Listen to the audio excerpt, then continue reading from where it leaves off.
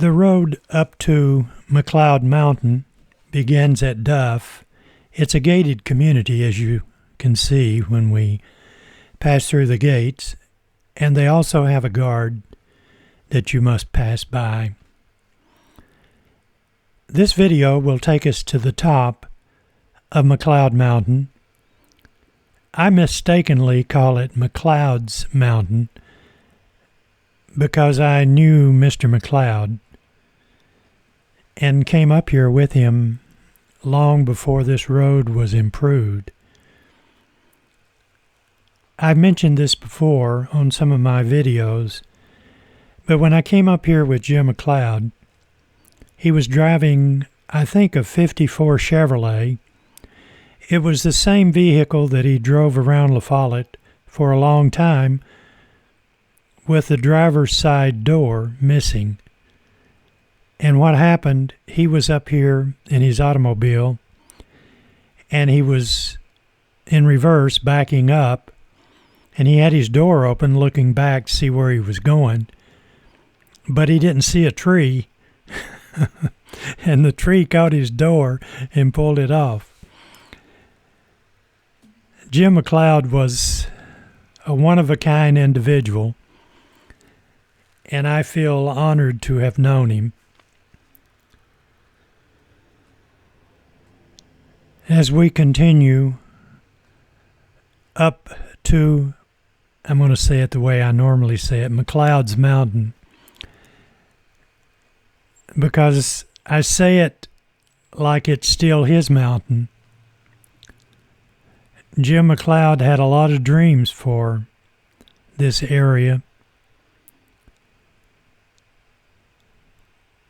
I've told this story before. When I came up here with Jim, I think it was when I came out of the military for the first time, so it would have been in the 60s. We came up here on top of the mountain, and he said, Frank, pick you out a spot up here. He said, I'm going to give you a piece of this land. I said, oh, okay, that's great.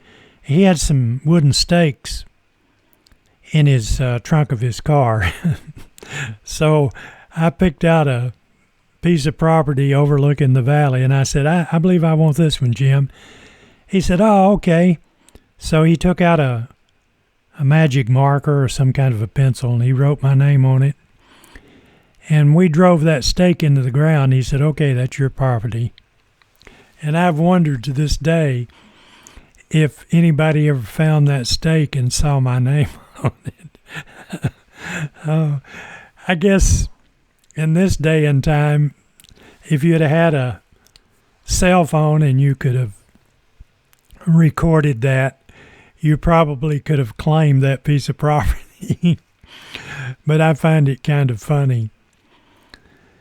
But when you've been around this area as long as I have, and I don't mind telling you, I'm 81. I'll be 82 in about 6 months. So I've known a lot of the movers and shakers in Campbell County, and I like to think that I was fairly close to most of them. Of course, they all thought I was a dreamer.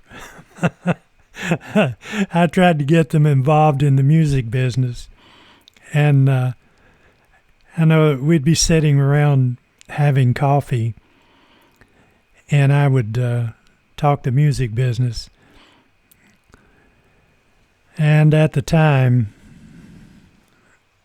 little did we know that I would be responsible for an individual that probably is one of the most famous people in music. Although people have a tendency to forget who you are once they hit the big time. I opened so many doors for people. Some people that I had some dealings with down in Nashville,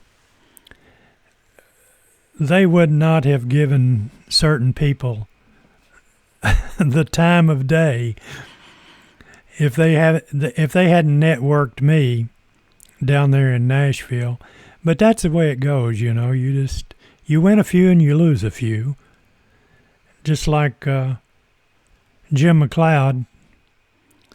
Anytime you saw Jim, he would speak of this mountain. And I can remember Jim, someone did a 8mm film, I think. And he would go down to Cove Lake in the campgrounds down there and do a presentation on, I'm going to call it McLeod's Mountain. The correct name for the mountain is McLeod Mountain. I think. I don't know if anybody else calls it McLeod's other than me. Of course, I don't know how old Jim was when I knew him, but he was an elderly person at the time. And Jim has been gone many, many years. But anyway, I cannot look at the mountain or go up this road without thinking of Jim. And I tell you, he was a legend. I remember Jim went to Florida. I don't know how long he stayed, but while he was down there, he let his hair and beard grow. When he came back, he looked like Buffalo Bill. Now, I don't know if this is a true story, and I can't remember if Jim told me this story or not, but he came back and he was walking down the street. No one knew who he was because he looked like Buffalo Bill. But anyway, somebody that knew him recognized him and came up and asked if he was who he was, you know, and he said, yeah, and the guy grabbed a hold of his beard and pulled it to see if he was real. And somebody said that Jim laid the guy out on the sidewalk. So that's the kind of characters. Well, we're all characters, but Jim McLeod was a legend. He was a very intelligent man. He had a real estate office. His office was located right there by the bridge in downtown La Follette, the one they're working on. So, anytime that I see this road, or I think about or look at McLeod's Mountain from the valley, I think of Jim McLeod. And Jim has some relatives that are my friends on Facebook, I think. Anyway, if they see this video, they'll know exactly what I'm talking about, because they know that Jim was a unique guy, very high IQ, smart, and a character. But aren't we all at times? And I feel fortunate to have known Jim. This area of Campbell County has produced some extraordinary people. From 4-star generals to a dreamer like me and Jim McLeod.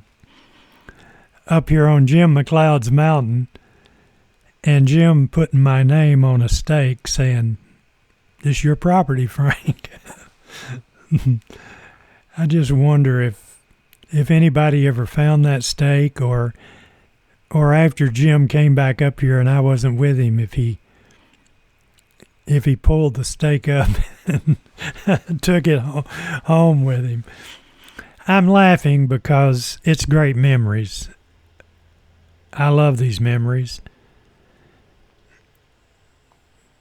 But the older you get, the more memories you make, because you've known such a variety of people, extraordinary individuals.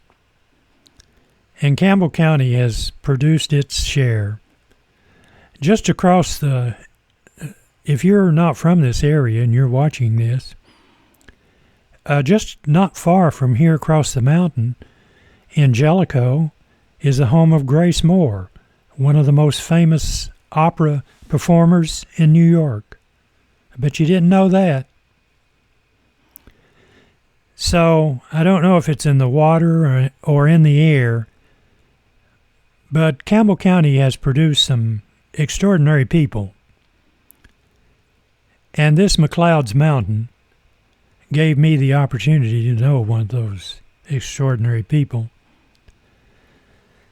There's a plaque around here. On another video, I have videoed the plaque. And they have Jim McLeod's name on it. I say Jim McLeod's. His name was Jim McLeod. It's hard for me to call it McLeod Mountain. I call it McLeod's Mountain. And I'm sure other people do the same thing. I don't know if either one is correct.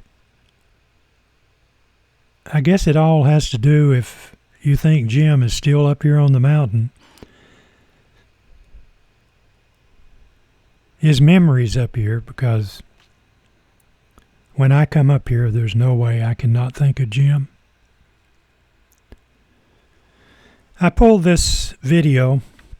I probably have parts of this in other videos that I've done on my Nothing But History YouTube account. But I was going through some of my archives, and over the next few days,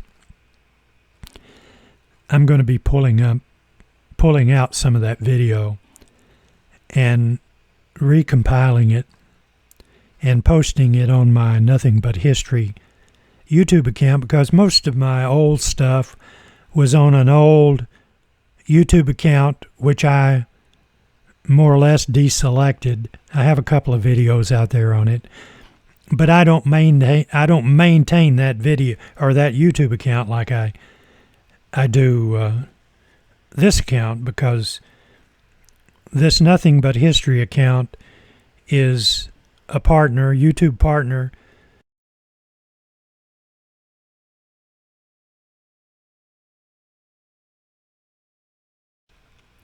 So anyway, this is McLeod Mountain, and beautiful day. Thank you for watching. We'll talk to you later. Bye-bye.